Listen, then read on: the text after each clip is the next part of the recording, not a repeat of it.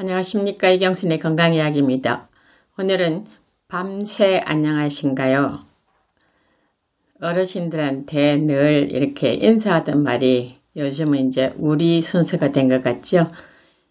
최근에 가족도 몇 명 돌아가시고 친지도 몇 명 돌아가셔서 밤새 안녕하신가요에 대해서 생각해야 되겠다는 생각이 들었습니다. 사람들 일반적으로 숨지는 시간은 새벽 2시에서 7시 사이라 그러고요.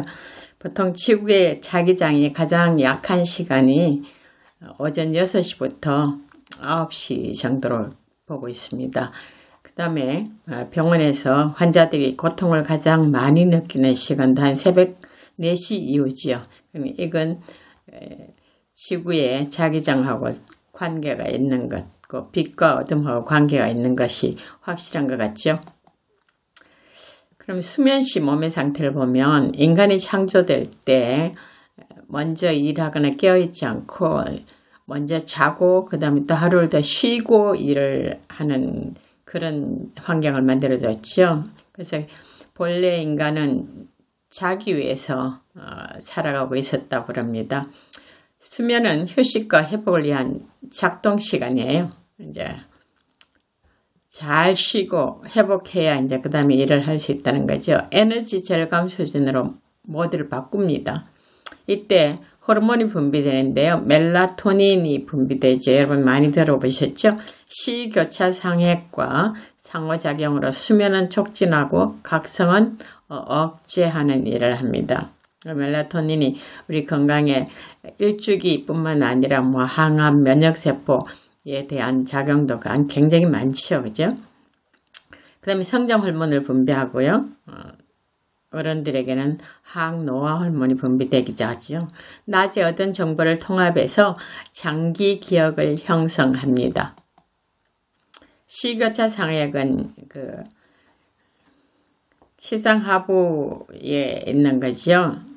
영접되어 있는데 여기에 보면 이런 핵이 두 개가 있어요. 이 핵은 눈으로 밖으로 이렇게 빛을 보는 게 아닌데도 몸 안에 있는 부분인데도 낮이다 밤이다를 구분할 수 있는 굉장히 기묘한 기능들을 하고 있는 기관이에요.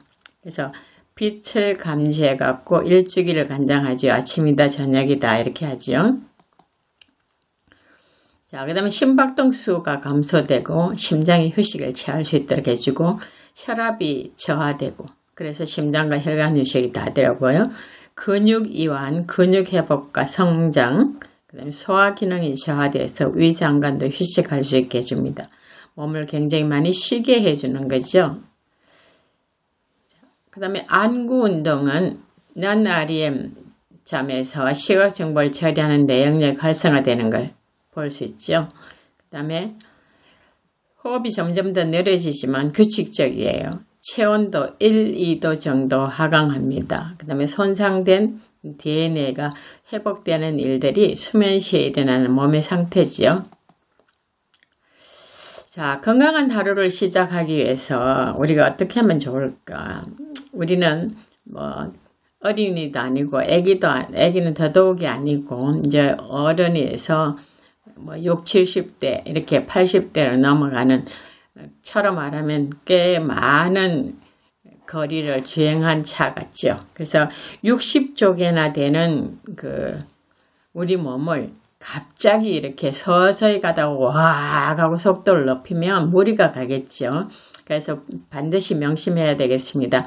밤새 우리 몸은 20% 내지 30% 에너지 절감 수준 모드로 변해져 있습니다. 그러니까 에너지를 올려야 이제 되는 거죠.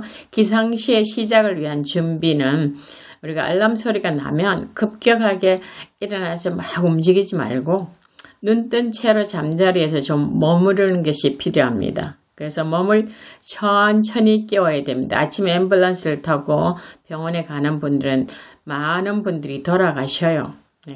또 특별히 갑작스럽게 행동하는 거 참 조심하셔야 합니다.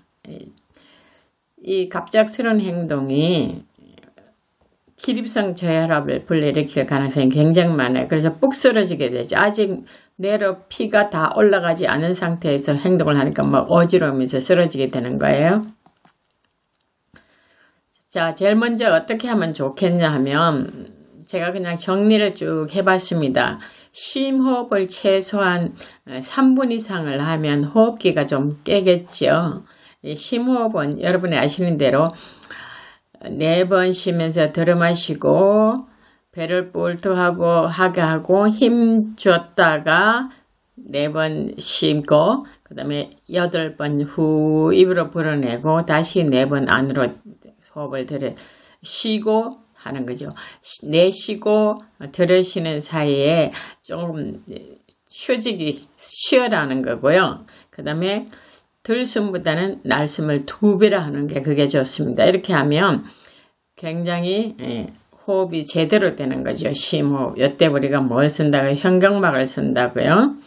자, 발끝에 힘을 주면서 기지개를 키우는 게 좋은데 이때 기지개를 쭉 켜면서 발끝부터 이렇게 피가 뇌로 올라갈 수 있게 해줘서 심장과 폐를 다 깨우는 거죠. 그 다음에 손가락과 발가락을 많이 움직이는 것, 뇌를 깨우는 겁니다. 그 다음에 아침에 일어나시면 머리를 만지고 얼굴을 만지고 얼굴은 신경 부분이 굉장히 많이 통과하기 때문에 귀도 그렇고 이 부분들을 만지거나 뭐 톡톡 튀는 거 그런 것들이 뇌를 깨우는 일에 굉장히 중요한 일을 하고 있습니다.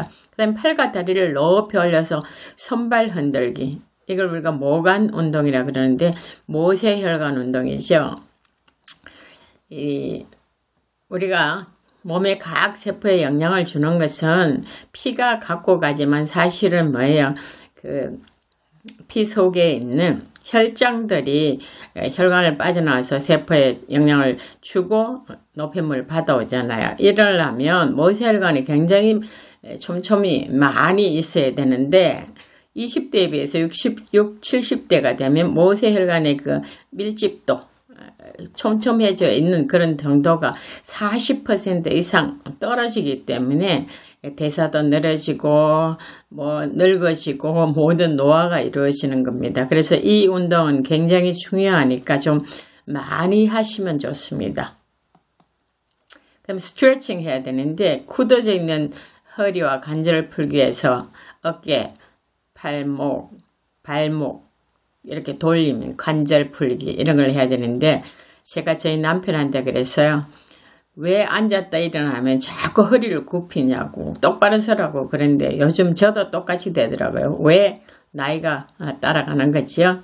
그래서 우리가 낮에 조금만 움직이지 않고 가만히 있다가 몸을 풀려면 잘 안 되는데 밤에 뭐 7, 8시간을 그렇게 뭐 마음대로 안 한 자세 있었기 때문에 이제는 좀 이렇게 푸는 역할들이 필요한 거죠. 그 다음에 배를 시계 방향으로 만지면 소화기계가 이렇게 활성화됩니다. 그러면서 변비도 막아주고요. 굉장히 좋습니다. 이걸 한 30번 정도를 만지면 굉장히 좋습니다. 그 다음 배를 깔고 누워서 하체 흔들기. 배를 깔고 누워서 하체를 흔들면 다리하고 엉덩이 부분이 흔들어지는 거죠. 몸을 깨우는 겁니다. 그렇지 않으면 등을 뒤로 돌려 눕고 등을 바닥으로 눕고 두 다리를 세워갖고 흔드는 것도 좋습니다. 그래서 우리 몸은 만지거나 치거나 흔드는 거 이것들이 아침에 필요한 거예요. 깨우는데 그 다음에 이제 밝은 햇빛을 보면 이제 아침이구나 하고 몸이 느끼는 겁니다. 이런 부분들 가운데 제가 말씀드린다고 여러분이 다 할 거 아니잖아요. 가장 마음에 들고 좋다고 생각하는 것 몇 가지만이라도 좀 선택하셔서 실천해 보시면 여러분 몸이 정말 달라지실 거예요. 자, 그럼 오늘 강의한 것을 3가지만 좀 이렇게 집중적으로 강조를 해볼까요? 첫 번째는 최소한 몸을 10분 이상 깨워주라는 겁니다. 아침에. 바쁠 때, 정말 바쁠 때 이 정도고요. 그렇지 않고 시간이 좀 넉넉하시고 은퇴하신 분이나 이런 분들은 30분에서 1시간 정도 깨우면 깨울수록 좋습니다. 몸이 부드러우시거든요. 뻣뻣한 것을 예방할 수 있으니까 굉장히 좋습니다. 그 다음에 모든 행동은 천천히 시작하라는 거예요. 급한 건 절대 안 됩니다. 아침에 일어나서 화장실 간다고 급하다고 일찍 배변한다고 힘주다고 돌아가시는 분들도 많잖아요. 그러니까 이거 정말 조심하셔야 됩니다. 이때까지 사신 것도 기적인데 앞으로 사시는 날까지 건강하게 사셔야죠. 무엇보다 중요한 것은 여러분이 선택하신 것을 한두 가지만이라도 매일 꾸준히 실천하시면 여러분 삶이 정말 편안해지시면서 편안한 삶이 어디까지 연결될 것인가? 여러분 우리 숨을 거둘 때까지 연결되면 얼마나 좋겠습니까? 그래서 매일 꾸준히 우리 몸을 준비해서 하루를 시작함으로 무리 없이 정말 하루가 잘 진행되는 일이 지속되어서 우리가 숨을 거두는 날까지 건강하시기를 간절히 바라겠습니다. 감사합니다.